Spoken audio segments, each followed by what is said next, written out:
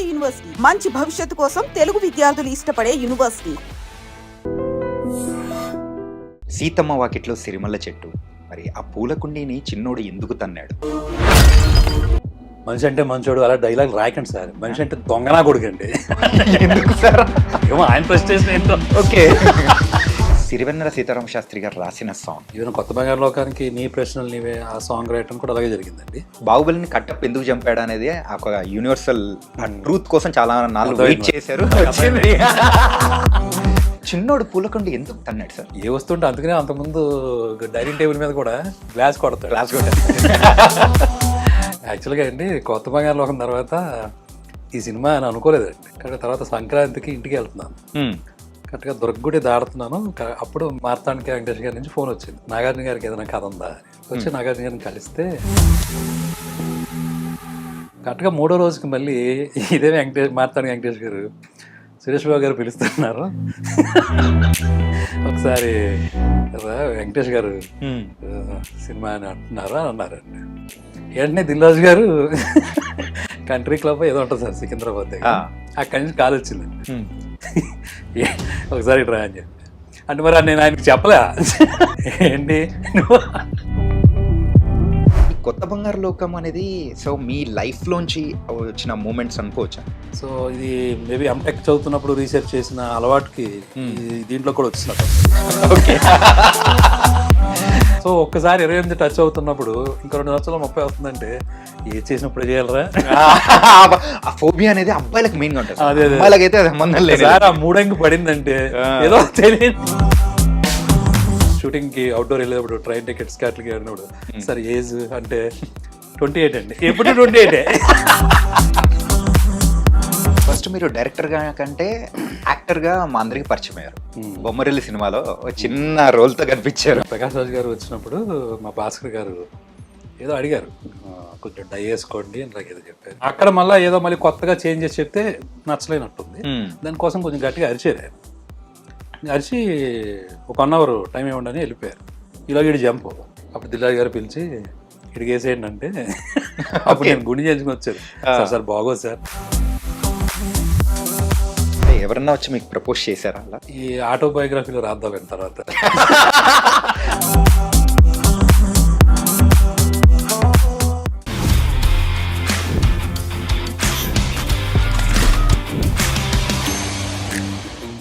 మన తెలుగు ప్రేక్షకులకి ఏదైనా మూవీ రిలీజ్ అవుతుందంటే దాన్ని రీక్రియేట్ చేయడం అనేది కూడా సర్వసాధారణంగా చూస్తుంటాం. అలాగే రీసెంట్గా రిలీజ్ అయిన సీతమ్మ వాకిట్లో సిరిమల్ల చెట్టు, మరి ఆ పూల కుండీని చిన్నోడు ఎందుకు తన్నాడు, అసలు ఆ మూవీ అనేది ఇప్పుడు మన మనసులోకి ఎంత హత్తుకుంటుంది. సాంగ్స్ కానీ అండ్ ఆ డైరెక్టర్ ఎంత స్పెషల్గా మారిపోయారు. ఆయనే శ్రీకాంత్ అడ్డాల గారు. ఇప్పుడు మనతో పాటు మన ఐ డ్రీమ్ స్టూడియోలో మీ చాణక్యతో మరి శ్రీకాంత్ అడ్డాల గారు కూడా ఉన్నారు. మరి అయితే బోల్డ్ అయిన విషయాలు అండ్ ఫ్యూచర్ ప్రాజెక్ట్స్ ఏంటనేది కూడా ఆయన అడిగి తెలుసుకున్నాం. Hi sir. హాయ్ అండి. తనకైతే థియేటర్స్లో అందరి చేత పూలకుండీలు తన్నిచ్చేలా చేస్తూ ఉన్నారు అండ్ ఫోన్లో ఎరా అంటే ఎరా అనిపించేలా చేస్తున్నారు. మళ్ళీ ఒక 12-13 ఇయర్స్ బ్యాక్ తీసుకెళ్ళి ఆ గోల్డెన్ మెమరీస్ని కూడా రీకలెక్ట్ అయ్యేలా చేస్తున్నారు. ఎలా అనిపిస్తుంది? ఖచ్చితంగా చాలా సంతోషంగా ఉంటుంది కదండి. ఎందుకంటే ఎప్పుడు కూడా మనం చేసింది ఒకటి కొన్ని సంవత్సరాల తర్వాత మన జీవితంలో చాలా అలాగే మెమరీల కింద ఉండిపోతాయి. అచీవ్మెంట్స్ ఏమో ఇంకా బాగా గుర్తుండిపోతాయి. అది మళ్ళీ రిపీట్ అవుతుంటే ఇంకా అసలు ఆనందం వేరేగా ఉంటుంది కదా. సో చాలా బాగా అనిపిస్తుంది. మూవీ రిలీజ్ అయిన దాంతో కంపేర్ చేసుకుంటే రిలీజ్కి ప్రేక్షకులు వాళ్ళ దగ్గర నుంచి వస్తూ ఉన్న ఆ ఒక ఫేమ్ కానీ అండ్ పీపుల్ తీసుకుంటున్న రిసీవింగ్, ఆ లవ్, ఆ సీన్ రీకన్స్ట్రక్షన్ చేయడం కానీ సో ఆ రీల్స్లో చూస్తుంటే సరదాగా అనిపించింది. చాలా అండి. అంటే ఇప్పుడు రిలీజ్ ట్రెండ్ ఒకటి బాగుంది ఈ స్టేట్లో కానీ ఏ స్టేట్లో అయినా, ఇది బాగుంది అంతా. సో ఇంకోటి ఏంటంటే ఈ సినిమాకి అప్పట్లో ఉన్న వాళ్ళంతా మేబీ ఇప్పుడు కరెక్ట్గా ఓ 24-25 వచ్చి ఉంటారు. థియేటర్లో నేను చూశాను, విశ్వనాథ్ థియేటర్కి వెళ్ళి చూశానండి, మల్లికార్జున థియేటర్ కూడా. ఓకే. వెళ్ళి చూసినప్పుడు అందరూ యూత్గానే ఉన్నారు. సో వీళ్ళు అప్పుడు చాలా చిన్నపిల్లలు ఉంటారు కదా. సో ఆ మిడిల్ క్లాస్ తాలూకు ఏదైతే ఉంటుందో స్ట్రగుల్ అందులోంచి పుట్టిన సినిమా కదండి. సో అందరికీ కనెక్ట్ అయింది. అది ఇప్పుడు బాగా అర్థమవుతుంది. సో దాంతో డైలాగ్ టు డైలాగ్ కూడా చెప్తుంటే నాకు చాలా బాగా అనిపించింది. Dialogue to dialogue, scene to scene ఏ ఒక్కటి వదలట్లేదు. అంటే మన తెలుగు సినీ ఇండస్ట్రీకే ఎప్పటికీ మర్చిపోలేని ఒక క్లాసిక్ అనేది కూడా ఇచ్చారు. అంటే ఇప్పటికీ మర్చిపోయిన క్లాసిక్ అంటే చాలా ఉన్నాయండి. చాలా ఉన్నాయన్న. కాకపోతే ఏంటంటే ఇప్పుడున్న జనరేషన్ వాళ్ళు ఒక క్లాసిక్ గా గుర్తు పెట్టుకునే వాటిలలో సో ఇది ఈ మూవీ అది కూడా మీ సెకండ్ మూవీ. జర్నీ అసలు ఎట్లా స్టార్ట్ అయింది? ఆ స్టోరీ ఒక మెయిన్ మోటో ఏంటి దాని వెనకాల? యాక్చువల్గా అండి కొత్త బంగారు లోకం తర్వాత ఈ సినిమా అని అనుకోలేదండి. ఓకే. ఆహా. ఆ, వేరే చాలా ఐడియాస్ ఉంటాయి కదా, ఏ ఐడియా చేద్దాం ఎలా చేద్దాం అని అనుకుంటా ఉన్నాను అనమాట. కానీ తర్వాత సంక్రాంతికి ఇంటికి వెళ్తున్నాను, కరెక్ట్గా దుర్గగుడి దాడుతున్నాను. అప్పుడు మార్తాండిక వెంకటేష్ గారి నుంచి ఫోన్ వచ్చింది. ఓకే. ఇలాగా నాగార్జున గారికి ఏదైనా కథ ఉందా అని. అంటే ఇప్పుడు సడన్గా ఏదో నేను ఏంటంటే వరుణ్ సందేశ్ ఇలాగా ఓ 16 ఏళ్ళు 17 ఏళ్ళు అలాంటి ఒక సినిమా చేశాను, టీనేజ్ మూవీ. సడన్గా నాగార్జున గారు అనేసరికి అంటే ఇప్పుడు డైరెక్టర్గా అన్నీ చేయాలి, ఇప్పుడు ఆ టైంలో మనం రెడీగా ఉన్నామా లేదా అనేది ఒకటి ఉంటుంది కదా పాయింట్. చెప్తాను సార్ అని అప్పటికి ఫోన్ పెట్టేసిన తర్వాత ఆ జర్నీలో ఆలోచించుకుంటున్నాను, ఇప్పుడు నిజంగా ఆపర్చునిటీ వస్తే ఇప్పుడు ఈయనకి ఎలాంటి కథ చెప్పాలి ఏంటి అని. చాలా క్యాజువల్గా అన్నతమ్ములు కాదని చెప్పి అంతకుముందు ఫ్రెండ్స్ తోటి అంటా ఉండేవాడు అండి. ఇప్పుడు మా ఇంట్లో జరిగేది లేదా వేరే అందరిలోనూ ఒక ఫీలింగ్ ఉంటుంది కదా, అది బేస్ చేసుకుని ఏదైనా చేస్తే బాగుంటుంది అని ఒక ఆలోచన అంతే, అందుకని మించింది ఏమీ లేదండి. అలాంటిది ఏమైనా చేద్దామా పోనీ అని అనుకుంటా ఉన్నాను. 2 రోజుల్లోనే మరి బ్యాక్ వచ్చానండి. వచ్చి నాగార్జున గారిని కలిస్తే మల్టీ స్టారర్ అని ఒక పాయింట్ ఉంది సార్, ఇంకా దాన్ని డెవలప్ చేయలేదు, 2 కావాల్సి వస్తారు సార్ అని చెప్పేది అన్న. ఆయన సరే చూద్దాం అన్నారు, ఎందుకంటే అప్పటికి ఇంకా నేను కథ చెప్పే పొజిషన్లో లేను కాబట్టి. ఓకే. కరెక్ట్గా 3వ రోజుకి మళ్ళీ ఇదే మార్తాండి వెంకటేష్ గారు సురేష్ బాబు గారు పిలుస్తున్నారు, ఒకసారి వెంకటేష్ గారు సినిమా అని అంటున్నారు అని అన్నారండి. అంటే మేబీ ఈ ఫ్యామిలీ మూవీ అనే ఆలోచన అక్కడికి ఏమైనా వెళ్ళిందో నాకు తెలియదు. ఓకే. అప్పుడు అక్కడికి వెళ్తే 2 ఉన్నారండి, సురేష్ బాబు గారు ఉన్నారు, వెంకటేష్ గారు. ముందు కొత్త మంగళ గురించి బాగా తీసావు అది అని చెప్పారు. తర్వాత ఏదైనా కథ ఉంటే చెప్పు మనం చేద్దాం అది అంటే అప్పుడు సేమ్ ఇలాగే 2 ఉంటే బాగుంటుందండి, అన్నతమ్ములు కథ అనుకుంటున్నాను అని ఆ లైన్ చెప్పాను సార్. ఇది మనం సమాజానికి ఏమి ఇచ్చినా ఇవ్వకపోయినా, మనం ఎంత సేవ చేసినా చేయకపోయినా ఓ మంచి సామరస్యంతో కొన్ని కుటుంబం ఇస్తే చాలు, ఇంకా అంతకు మించిన సేవ ఉంటే పెద్ద ఉండదు. ఒక లైన్ మీద ఒక కథ అనుకున్నాను సార్, చాలా న్యాచురల్ ఇన్సైట్స్ తోటి అని చెప్పారు. అది బాగుంది కదా అని సరే చేయి దీని మీద డెవలప్ చేసుకుని చేద్దాం ఖచ్చితంగా అన్నారు. ఇప్పుడు కూడా అండి మనిషికి ప్రోత్సాహం ఉంటే అడుగుడికి ఉత్సాహం వచ్చేస్తుంది, అంతేనా? అంతే కదండి, వెరీ థింక్ కదా. సో దాంతో నాకు చాలా బాగా అనిపించింది. వెంటనే దిల్రాజు గారు కంట్రీ క్లబ్ ఏదో ఉంటుంది సార్ సికింద్రాబాద్ దగ్గర, అక్కడి నుంచి కాల్ వచ్చిందండి, ఒకసారి ఇట్రా అని చెప్పి. అంటే మరి నేను ఆయనకి చెప్పలే, అంటే ఇక్కడ చెప్పకుండా ముందే సురేష్ బాబుకి చెప్పారు. మార్తాండి వెంకటేష్ గారు రమ్మంటే నేను వెళ్ళాను, అసలు ఎంత జరుగుతుందో అనుకోలేదు కదండి. నేను 2వ సినిమా మళ్ళీ రాజు గారికే చేయాలి. ఓకే. సో ఆయన దగ్గరికి వెళ్తే ఏంటి లేదు సార్ అసలు ఇది ఏదో అనుకోకుండా జరిగింది, బట్ నేను అక్కడ చెప్పానండి సురేష్ బాబు గారికి, సార్ 2వ సినిమా నేను ఆయనకే చేయాలి అని కూడా చెప్పాను. అది పెద్ద విషయం కాదు, బట్ నువ్వు కథ బాగా చేయి, ఏదో పాయింట్ బాగానే ఉందా అన్నారు. అదే ఆయనకి షేర్ చేశాను. ఆ రోజు అలాగా నిజం చెప్పాలంటే అది వెంకటేష్ గారి వల్ల దానికి ఏమంటారు ఒక అంకురార్పణ. కానీ సార్ ఫస్ట్ రాజుగారికి అంటే 2 హీరోస్, అది కూడా పెద్ద హీరోస్ కావాలి అని అన్నప్పుడు అరే అవునా వద్దు అని చెప్పేసి అన్న సందర్భం ఏదో ఉందని మేము విన్నాం, ఇది నిజమా? అంటే ఒక లెవెల్కి వెళ్ళిన తర్వాత ఈ డెవలప్ చేసేదంతా మళ్ళీ నెక్స్ట్ వర్షన్ చెప్తాం కదండి. అప్పుడు వెంకటేష్ గారికి మళ్ళీ చెప్పినప్పుడు ఆయన అన్నారండి, ఇది ఏదో చిన్నగా తీసుకుంటే కాదు, ఒక గుణం కథలాగే చేస్తేనే బాగుంటుంది, పెద్ద హీరోలు అయితేనే బాగుంటుంది. ఇప్పుడు నేను నాతో పాటు ఒక పవన్ కళ్యాణ్ లేకపోతే ఒక ఇలాగా అని ఆయన నోట్ అంటేనే 2-3 పేర్లు వచ్చినాయి. నా పరిస్థితి ఎలా ఉంది తెలిసినప్పుడు మీకు చెప్పండి సార్. అంటే మనం ఎప్పుడు ఊహించిన పేర్లన్నీ వస్తున్నాయి, దట్ ఈస్ వన్ థింగ్. 2వది దానికి తగ్గట్టుగా చేయాలన్నా కలిసి ఉంటుంది కదా ఆటోమేటిక్గా. సో ఆ విషయం నేను రాజు గారికి చెప్పాను. ఓకే.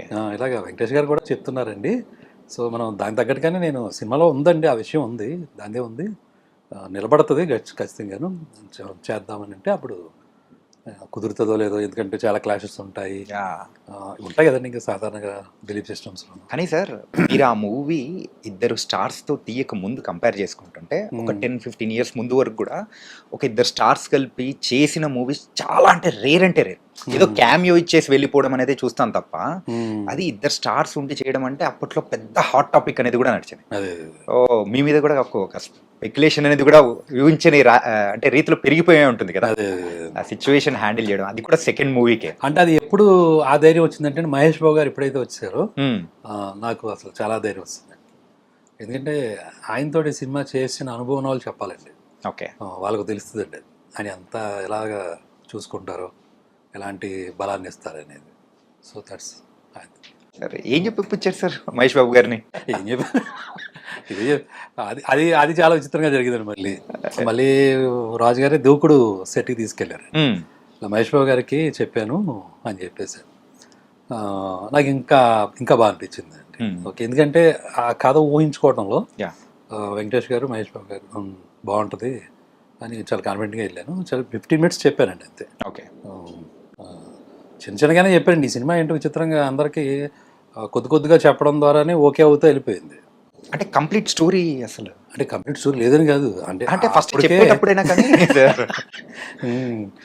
అంటే ఆయన కూడా 15 minutes చెప్పారండి. ఇలా అన్నతమ్ములు ఈ మధ్యలో ఉన్న బాండ్ ఏంటి, మెయిన్ కాన్ఫ్లిక్ట్ అండి. అది బాగా నచ్చిందండి మహేష్ బాబు గారికి. అంటే అది ఏదో చాలా పెద్ద విషయంగా ఉండదండి, అది లోపల లోపల ఉండే విషయం అది. దాన్ని అప్పుడు ఎప్పుడైనా ఎవరైనా ఎలా చూసుకుంటారు ఒక ఆర్టిస్ట్గా, ఆయన ఓకే ఈ పర్ఫార్మెన్స్ స్కోప్ ఏంటి, ఇది చాలా డిఫరెంట్గా ఉంటుంది అని ఒక పాయింట్ ఉంటుంది కదండి. ఇప్పుడు విలన్ అనేది లేకపోతే కాన్ఫ్లిక్ట్ అనేది బయట పెద్ద పెద్ద బాంబులతోటి చేసేది ఉంటుంది, గుండెల్లో డైనమైట్లు పగిలేది ఉంటుంది. రెండు ఒకటేనండి. ఆడియన్కి ఆ ఏదైతే అది కనెక్ట్ అవుతుందో దాంట్లో వెళ్తారండి. సో ఆ నమ్మకంతో మనం ఉన్నప్పుడు ఏ కథైనా మనం డీల్ చేయొచ్చండి. ఓకే, సో అంతే. అది కొన్నిసార్లు వర్కౌట్ అయిందా లేదనేది దానికి 100 కారణాలు ఉంటాయి. బట్ బేసికల్గా ఒక కథ అనుకుని రాసేటప్పుడు ఆడియన్ పాయింట్ ఆఫ్ వ్యూ అయితే కనుక తనకి ఏ కాన్ఫ్లిక్ట్ అయినా తను దాంట్లోకి వెళ్తాడండి, మనం కరెక్ట్గా చెప్పగలిగితే కనుక అది కూడా ఈక్వల్గా ఫీల్ అవుతారు. ఈక్వల్గా ఫీల్. సీతమ్మ వాకిట్లో సిరిమల్ల చెట్టు అసలు ఆ టైటిల్ పెట్టాలని ఎలా అనిపించింది సార్? ఏంటంటే అస్సలు ఇప్పటి వరకు ఎక్కడా వినంది అండ్ అంటే ఏదైనా కానీ ఒక వాక్యంలా ఉండేదాన్ని మీరు అది ఒక టైటిల్లా మీరు సెట్ చేసేసారు. ఇది ఎలా ఉందంటే నాకు రిలీజ్కి ఎలాగైతే ఉందో అలాగా ఇంటర్వ్యూస్ ఏమైనా ఉంటే అప్పుడు ఇచ్చిన ఇంటర్వ్యూలో ఏ క్వశ్చన్ అడుగుంటారు కదా. ఏంటంటే సార్ ఇంకా విషయాలు చెప్పాలంటే అదే మూవీ ఇప్పుడు గనక రిలీజ్ అయితే ఇప్పుడు ప్రతి మూవీకి ఈచ్ అండ్ ఎవ్రీ డీటెయిలింగ్ తీసుకొని దాన్ని డీకోడ్ చేస్తున్నారు. ఆ డీకోడ్ చేసిన క్వశ్చన్స్ ఇంకా ఉన్నాయి అన్నమాట. అది ఇంకా అడుగుతాం సార్. క్వశ్చన్ పేపర్ బాగానే ఉంది అయితే ఉంది సార్. ఏంటంటే ఇది ఒక్క క్వశ్చన్ పేపర్ కాదు సార్, కలెక్టివ్ గా తీసుకున్న క్వశ్చన్స్. రైట్. యా, అలాగే మీరు స్టోరీ రాసుకునేటప్పుడు యూజువల్గా అసలు క్యారెక్టర్స్ నేమ్స్ అనుకుని ఒకటి రాసుకోవడం అనే స్టైల్ ఒకటి ఉంటుంది. కాకపోతే ఇందులో పెద్దోడు చిన్నోడు క్యారెక్టర్ పేర్లు ఏంటి అసలు? అది నేను కావాలనే చేసిందండి. అది పేర్లు పెట్టకపోతేనే బెటరు, ఎందుకంటే ఎవరైనా ఐడెంటిఫై చేసుకునేలా ఉంటే బెటరు. ఏదో ఒక పర్టికులర్ పేరు పెడితే ఆ పేరులాగా ఉండే అవకాశం ఉంటుంది. బట్ ఇది అది ఇందులో చాలా మందికి పేర్లు ఉండవండి. అఫ్కోర్స్ సీత ఆ అమ్మాయి పేరు మీద పెట్టాను కాబట్టి ఆ అమ్మాయి గీత రైమింగ్ ఉంది కాబట్టి గీత అలా ఏదో ఫిక్స్ అయ్యాం. కానీ మిగిలిన కొండలరావు ఇలాంటి చిన్న చిన్న. బట్ మెయిన్గా మీరు అడిగిన దానికైతే పేర్లు పెట్టకపోతేనే బెటర్. చిన్నోడు పెద్దోడు ఇంట్లో పిలుచుకునే కలవకొలగా ఉండేది అదే కదండి. సో అది యూనివర్సల్గా ఉంటుంది అని అలా అనిపించి చేసిందండి. మంచోడు అంటే ఇప్పటికీ ఎప్పటికీ రేలంగి మామయ్య అని డిసైడ్ అయిపోయేలా చేశారు. అసలు ఆ క్యారెక్టరైజేషన్ ప్రకాష్ రాజ్ గారిని సెట్ చేయాలని ఎలా అనిపించింది సార్? అంటే ముందు రాసుకున్న టైంలో నాకు ఈ కొత్త బంగాళాలోకం చేసినప్పుడే ఆయనతోటి ఒక బాండింగ్ ఉంటుంది. అలాగే బొమ్మరిల్లు ఫాదర్ ఆ టైంలో ఇంకా ఆయన ఒక మెయిన్గా కనపడుతున్నారు. ఏది రాసుకున్నా ఆయన మైండ్లోకి ఆటోమేటిక్గా వస్తున్నారు. సరే చేయించడం అనేటప్పటికి నిజానికి ఆయనకు కూడా అది కష్టమే. ఆయన ఆడియో ఫంక్షన్ కూడా అప్పుడు చెప్పారు. ఎందుకంటే అప్పటి వరకు ఒకలాంటి క్యారెక్టర్స్ చేశారు. ఇదేంటంటే మొత్తం అసలు ముందు నేను అన్నాను కూడా ఆయన, సరే ఈ కథ రాయాలంటే ముందు నేను మంచోడై ఉండాలి, చేయాలంటే మీరు ముందు మంచోడై ఉండాలి. ఎందుకంటే ఆయనకి కొంచెం సెట్లో ఆయన కొంచెం స్ట్రిక్ట్గా ఉండడం, లేకపోతే ఏదైనా కోపం వస్తే ఇమీడియట్గా ఎక్స్ప్రెస్ చేయడం అవన్నీ నేను చూశానండి. సో బట్ ఈ సినిమాకి ఏంటంటే నిజంగానే చాలా శాంతంగా ఎక్కడ పడితే అక్కడ అలా కూర్చొని అలా చేసుకుంటూ వచ్చారు. అదే ఆ క్యారెక్టర్కి ఆయన ఇచ్చిన విలువ, దాన్ని ఆయన తీసుకున్న విధానం. బేసికల్గా ఏంటంటే ఆ క్యారెక్టర్లో ఉన్న డెప్తేనండి. అంటే నమ్మాలి ఇప్పుడు సాధారణంగా ఏంటంటే మనం లోకంలో 100 రకాల ప్రాబ్లమ్స్ ఉంటాయి అందరికీ. మనలోనే చాలా ఇంటర్నల్ డీమాన్స్ ఉంటాయి, మన వికారాలు అంటాం కదా. 100 రకాల శత్రువులు ఉంటాయి మన లోపలే ఉంటాయి. అవన్నీ దాటి ప్రవర్తించడం అనేది కదా మనం చేసే పని. రోజు ప్రతి ఒక్కరు చేసే ఎక్సర్సైజ్ ఇదే. వాళ్ళు ఎదుర్కొనే ప్రాబ్లమ్స్ దగ్గర ప్రతిసారి మళ్ళీ ఆ టేప్ని ఎంత ప్రాబ్లం ఉన్నా మళ్ళీ మనం చూసుకోవడం మొదలు పెడతా ఉంటాం. బట్ ఈ అన్నిటికీ ఒక సొల్యూషన్గా చెప్పాలి అంటే బేసికల్గా మనిషి అంటే మంచోడు కదా లోపల. ప్రతి ఒక్కడ ఇప్పుడు తపన ఏంటండి, మనం చెడ్డగా కనిపించినా లేకపోతే మనం ఒక తెలియకుండా మిస్టేక్ చేసినా మళ్ళీ దాన్ని రికవర్ చేసుకుందానే ట్రై చేస్తూ ఉంటాం కదా. లైఫ్ అంతా జరుగుతూ ఉంటుంది కదా ఈ ప్రాసెస్. దట్ మీన్స్ మనిషి అంటే ఖచ్చితంగా మంచోడు అయితేనే ఆ పని చేస్తూ ఉంటాడు. పైగా అందరూ భగవంతు స్వరూపులు అన్నప్పుడు మంచోడు కాకుండా ఎందుకు అవుతాడు? సరే, ఆ డెప్త్కి వెళ్ళి చూసినోడు ఎవడో చంద్రుడు ఎవడో అంటే మనకి దగ్గర ఆన్సర్స్ ఉండవు, అదంతా వేరే సబ్జెక్ట్ అది. బట్ వన్ బిలీవ్స్ అంటే నేను నమ్మాను అంటే అప్పుడు నేను మంచిగా ఉంటే ఆ టైం మంచితనం కూడా బయటకు వస్తుంది అనేది ఆ క్యారెక్టర్ నమ్మిన విషయం అనమాట. అంటే దీనికి సంబంధించి కూడా మీరు క్లైమాక్స్లో ప్రకాష్ రాజ్ గారితో ఒకటి చెప్పిస్తారు. ఏంటంటే ఇక్కడ ఉన్నాడు పేదోడై ఉంటాడు, డబ్బులు ఉన్నోడై ఉంటాడు, చిన్నోడై ఉంటాడు, పెద్దోడై ఉంటాడు, కానీ నేను మంచోడిని దేవుడా, నాకు మాత్రం నన్ను కాపాడు దేవుడా అని చెప్పేసి అది చెప్పిస్తారు. అదే ఒక్కసారిగా గుండెల్లో ఎట్లా అంటే సార్ దీనికి ఒక చిన్న ఫ్లాష్ బ్యాక్ ఉందండి ఈ డైలాగ్ రాయటానికి. నా ఫ్రెండ్ ఉంటాడండి ప్రతాప్ అని, నాకు బాగా క్లోజ్ ఫ్రెండ్స్ మా ఊర్లో చాలా మంది ఉంటారండి. అందులో బద్రి అని, నెక్స్ట్ మన ప్రతాప్ అని ఉంటాడు. తను నేను తిరుపతి వెళ్ళేవాడిని కరెక్ట్గా ఈ సినిమాకి స్క్రిప్ట్ రాసుకుంటున్నప్పుడు. తిరుపతి వెళ్తే తిరుపతి దర్శనం అయిపోద్ది కదండి. దర్శనం అయిపోయిన తర్వాత అక్కడ పైన కూడా దండం పెట్టుకుంటాం, లక్ష్మీదేవి ఉండి. ఈ పక్కన వచ్చి కూర్చుంటే, ఇక్కడ కూర్చుంటే ఇందిరాగాంధీ ఇక్కడ దండం పెట్టుకుంటేనే ప్రైమ్ మినిస్టర్ అయిందని వాళ్ళు ఎవరో చెప్తున్నారు అక్కడ. ఇలాంటి ఉంటాయి ఆయన గుడి దగ్గర చిన్న చిన్న సెంటిమెంట్స్. మనం మరీ ప్రైమ్ మినిస్టర్ కాకపోయినా ఏదో అవుతామని చెప్పి ఆ ప్లేస్ లో ఒక చోట అక్కడ రూపాయి బిల్లు కూడా నించో పెడతా ఉంటారు. మీరు తిరుపతి వెళ్తే అందరికి తెలుసు. ఆ ప్లేస్ లో ఎందుకో చాలాసేపు ఎక్కువసేపు కూర్చున్నాను బయటకు రాకుండా. ఇంకా ఆ దృష్టి ఏమైందంటే ఈ లోపలికి వచ్చి దర్శనం చేసుకునే వాళ్ళ మీద పడింది. సో ఆ ఎంట్రన్స్ కనపడుతుంది మనకి. అక్కడి నుంచి లోపలికి ఎంటర్ అవుతారు. ఇంక ఏ దర్శనం వాళ్ళు అయినా సరే ఒక చోట ఏకమైపోతారు. అవును సార్ కదండి. అక్కడ ఓ ప్లేస్ ఉంటుంది, అక్కడ మొత్తం గోపురం దగ్గర మొత్తం అందరినీ కలిపేస్తారు. కలిపేసి ఇప్పుడు ఇలా లోపలికి ఇలాగ ఎంటర్ అయ్యి చాలా క్రౌడ్ ఉంటుంది కదండి. అలా తిరిగి లోపలికి వచ్చి కొంచెం ఎత్తు ఉంటుంది మనం వెంకటేశ్వర స్వామి దగ్గరికి వెళ్ళేటప్పుడు ఆ చెక్కతోటి. సో ఇలా వచ్చి ఇలా తిరుగుతారు. ఇక్కడ దేవుడు ఉన్నాడు అనుకోండి, అలా వచ్చి ఇలా తిరుగుతారు. కరెక్ట్ గా మెట్టెక్కుతున్నారు సార్ ప్రతి ఒక్కళ్ళను. ఆటోమేటిక్ చేతులు లేచిపోతున్నాయి అందరూ. ఓకేనా, గోవిందా గోవిందా అంట. సో మళ్ళీ వెనక్కి తిరిగి చూస్తే మళ్ళీ అలాగే. అప్పుడు వచ్చిన ఆలోచన అండి, అందులో డబ్బున్నవాడు ఉంటాడు, పేదవాడు ఉంటాడు, ఒక డాక్టర్ ఉంటాడు, కలెక్టర్ ఉంటాడు. ఇక్కడ అందరూ వచ్చారు. దందాపుని ఏంటారు అంటే భగవంతుడి ముందు బాబోయ్ కాపాడు అని చెప్పి, నేను మంచోడిని నాయనకు ఒకసారి చూడు. అప్పుడు నేను మా ప్రతాప్ తోటి అన్నాను, క్లైమాక్స్ ఇదేరా, అదేంటంటే ఎలా డీల్ చేయాలి, ఎందుకు అతను నవ్వగలుగుతున్నాడు ప్రతి ఒక్కరిని చూసి, అంత కాన్ఫిడెంట్గా ఎలాగా చేయగలుగుతాడు అంటే అతను నమ్మాలి. ఏదో ఒకటి నమ్మాలంటే దానికి ఒక హేతు ఉండాలి. సో ఇది వర్కౌట్ అయిపోద్ది. సో రాసేచ్చాడు, ఇలాగ ఏం పర్లేదు, మనిషి అంటే మంచోడు.